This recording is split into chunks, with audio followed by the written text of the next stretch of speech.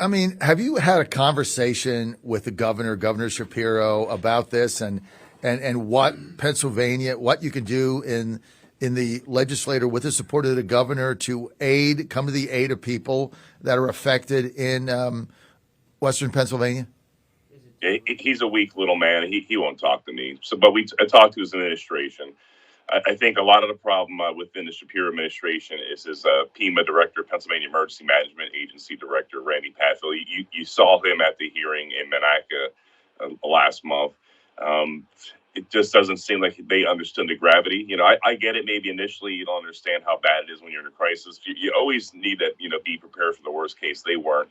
The Beaver County Emergency Agency, they did pretty darn good. And in fact, Beaver County leadership, when Norfolk Southern seemingly on its own decided to have this burn, and you're right, John, it was not a controlled burn. You set that crap on fire, and you can't control where it goes, and it went all over the place according to the wind.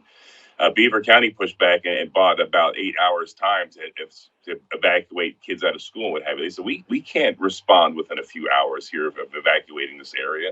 And then, come to find out, the whole thing seemed a bit of a rodeo as far as the decision to burn the chemicals. At first, we were told by PEMA in Pennsylvania that they were going to burn a train load worth of vinyl chloride. And then suddenly a call came in later on, according to Randy Padfield of PEMA, that Norfolk Southern decided to empty 8 train cars worth of materials. And the materials apparently were stable enough that directors or individuals from the federal agencies said they went and touched the train cars, and the train cars were cooling down. So why did they decide to empty 8 train loads worth of materials into a pit along the Pennsylvania border in Ohio and set it on fire?